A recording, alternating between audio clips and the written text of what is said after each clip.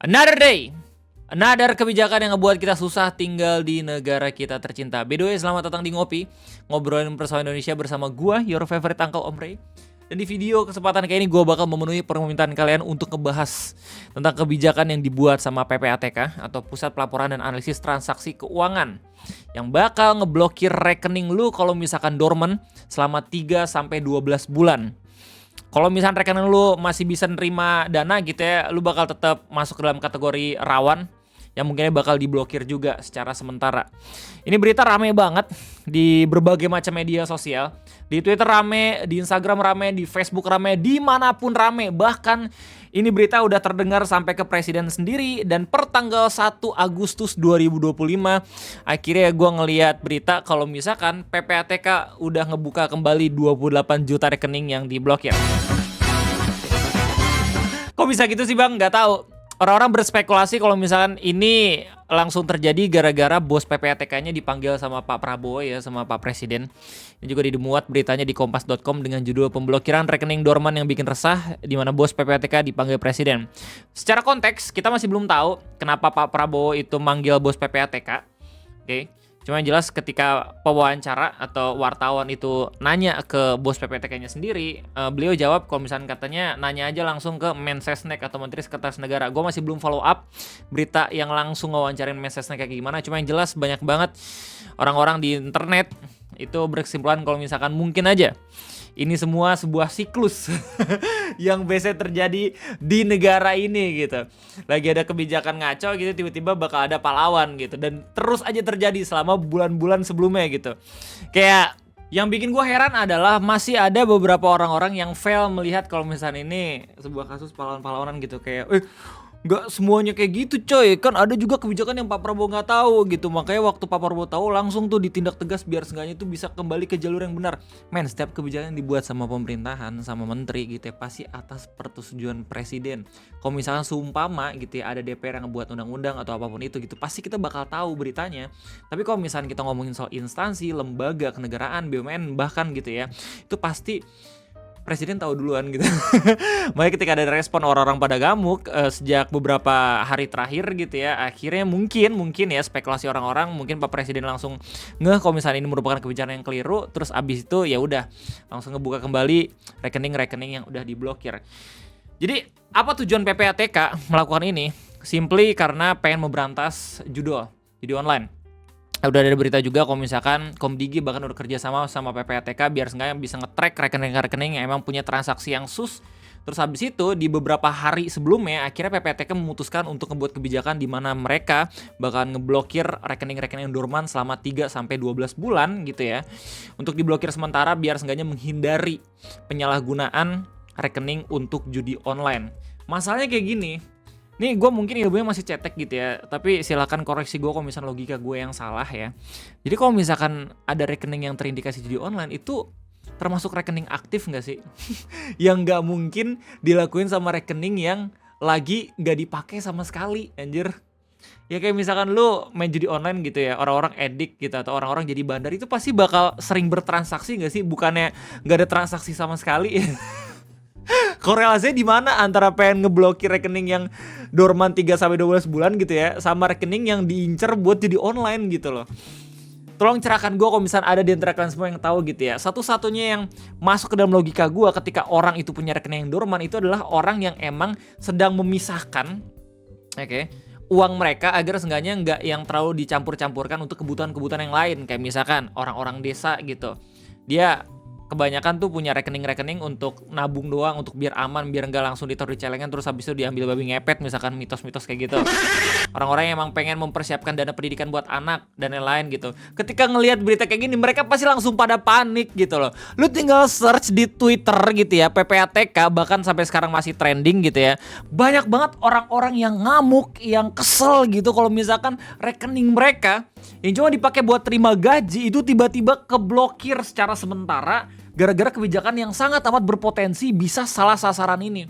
Menurut gue ini penting banget untuk mengetahui kalau misalnya setiap kali kebijakan itu pengen dirancang gitu, pengen direncanakan, kita harus ada evaluasi, kita harus ada seenggaknya tuh kajian dulu biar seenggaknya tuh peluang salah sasaran ini bisa diperkecil men.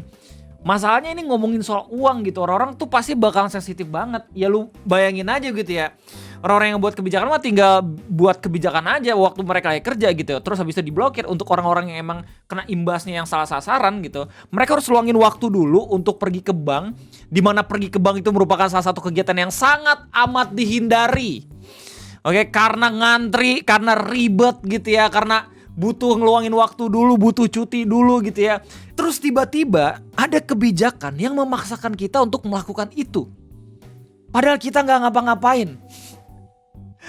Itu gambaran orang-orang kenapa pada ngamuk di internet, men. Kalau misalnya emang pengen tahu seberapa ngamuknya orang-orang, lu tinggal pergi ke akun official dari PPATK sendiri di Instagram.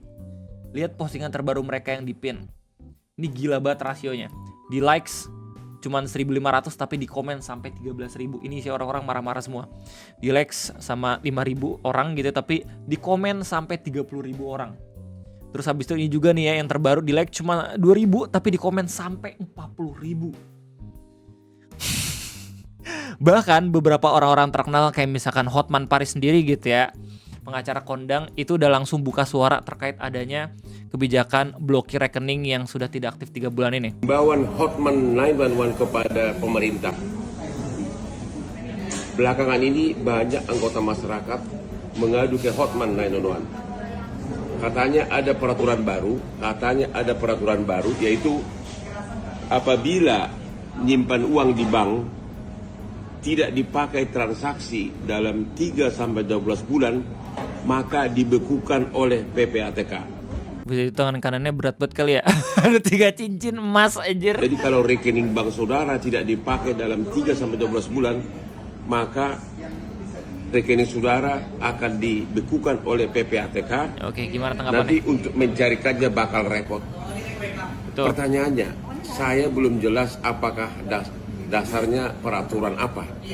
Yang kedua, bapak-bapak pejabat kenapa merepotkan masyarakat? Kalau seorang ibu-ibu di kampung misalnya, ya misalnya buka rekening di bank, dibuka oleh anaknya, kan belum tentu dipakai sama ibunya, apalagi orang kampung. Betul, dan belum tentu ibunya ngerti juga ngurusin ini, ya nggak sih? Butuh manggil anaknya, terus anaknya kerja di perantauan, makin ribet lagi tuh. Ya, masa rekeningnya harus dibekukan? Nggak, masalahnya gini ya, sebelum adanya berita pembukuan rekening ini, kita juga sering banget ngeliat berita-berita kalau misalnya PPATK berhasil mengidentifikasi rekening-rekening yang terafiliasi sama judul gitu. Kenapa nggak itu aja yang diblokir? Oh udah bang, oh udah oke. Terus abis itu tiba-tiba kenapa buat kebijakan dorman yang 3-12 bulan ini gitu loh. Gue masih bertanya-tanya, men. Ya, kita lihat dah coba kolom komentar dari PPATK kayak gimana. Orang-orang basically langsung pada ngamuk semua anjir. Terus di postingan yang 3 hari yang lalunya ini agak sedikit ngebuat orang ke-trigger gitu. Karena ini ada postingan di mana PPATK menghimbau kalau misalkan ada penipuan mengatasnamakan PPATK gitu. Kan itu emang kerjaan lu. Biar gak ada penipuan, kenapa harus menghimbau ini ada penipuan gitu loh. Berarti kan ini diberantas biar seenggaknya tuh kita tuh gak harus takut buat ngelaporin elu gitu meskipun namanya PPATK. Astagfirullahaladzim. Modus penerimaan PPATK masih mengintai seluruh layanan publik. PPATK tidak dipungut biaya apapun alias gratis. Gini ya, ini kebijakan yang lu buat yang banyak banget salah sasaran ya, bener-bener bisa ngebuat orang disparate loh. Rekening yang diblokir itu bukan rekening yang kosong mungkin sebagian, tapi ada duitnya cuman gak bisa dipakai. Orang pasti bakal desperate anjir buat nyelesain ini secepat mungkin gitu loh. Apalagi budaya calo masih merajalela, budaya kayak ya lewat jalan pintas, lewat jalur belakang gitu ya. Pasti bakal kena gitu loh sebagian orang sama penipuan PPATK ini. Soalnya ya desperate juga orang-orang buat nyariin duit dari rekening yang diblokir. Oke, ini Esber penonton yang sama gua, Didi nyusahin harga penipuan bagaimana bukannya ke iklan.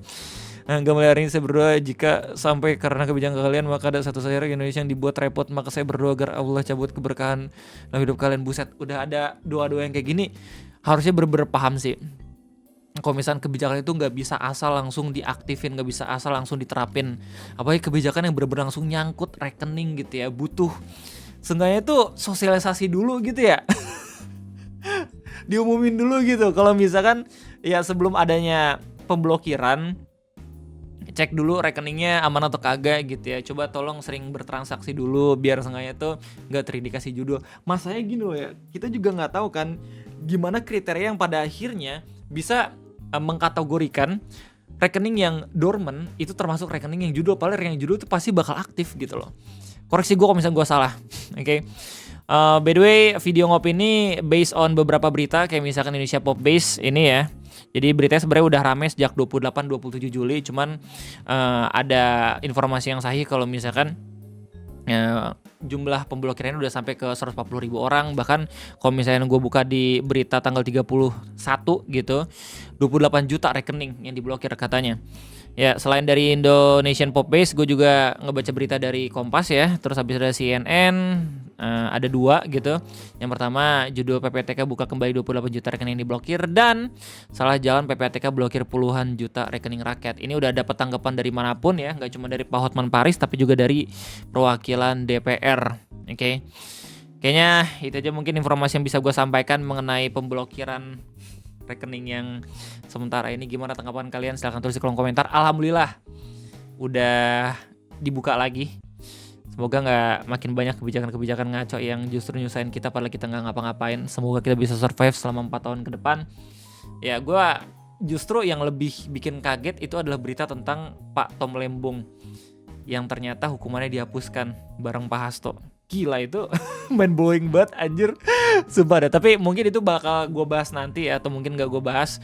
Udah ada ruang-ruangnya sendiri konten buat Om Ferry itu kayaknya yang lebih ahli dalam menjelaskan itu semua. Jadi itu aja mungkin gue, terima kasih banyak. Jangan lupa likes. Kalau misalnya lu kagak nge-share, itu aja mungkin gue, terima kasih banyak. Sampai jumpa.